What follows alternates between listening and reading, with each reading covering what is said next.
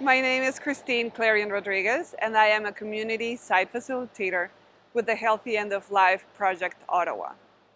My role with this project is working at our two community health center sites. So I work out of Centertown Community Health Center and Southeast Ottawa Community Health Center.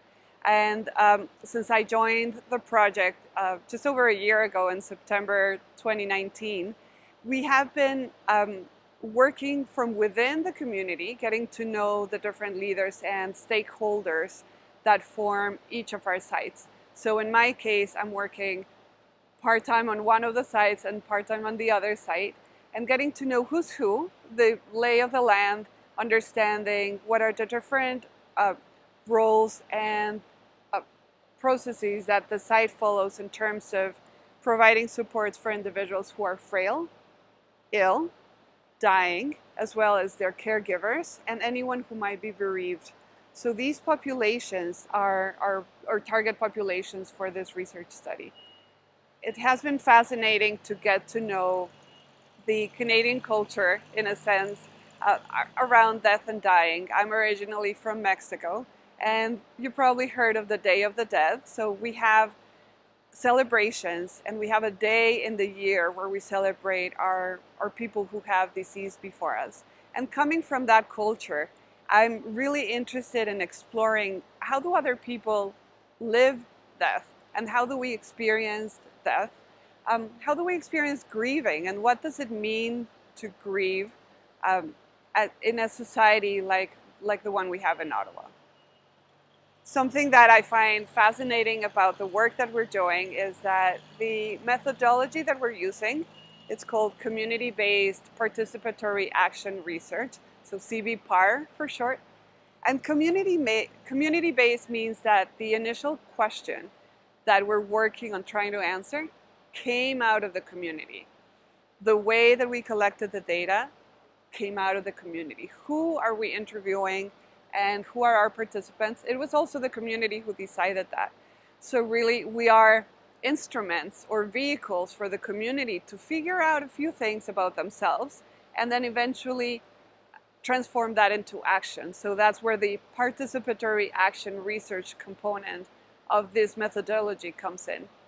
So for me personally, as a researcher, the main purpose of me conducting research is for it to have an impact to improve the lives of people in the community.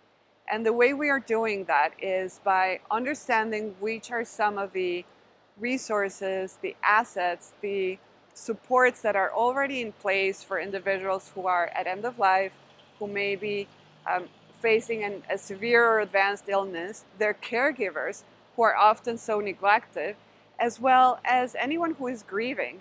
And so how can we translate those findings, that data, into action? And it's fascinating to know that every interview, every question that I ask a participant has the potential of changing things, because that's the way our research study is designed.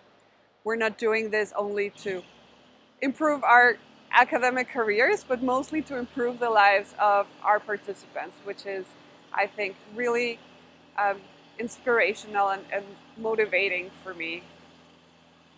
And overall, this community-based participatory action research methodology is what keeps me going. Every day when I set to start my workday, I get to think of who am I interviewing today? Who am I bringing this data back to? What conversations and what decisions are we going to make around what's next? If we realize that supports are there but people don't know about them, what's next? If one support is in one end of the city and people from another part of the city don't have access to it, what do we do about it? If people are finding that they need care and they need to have knowledge and information out there, what do we do about it?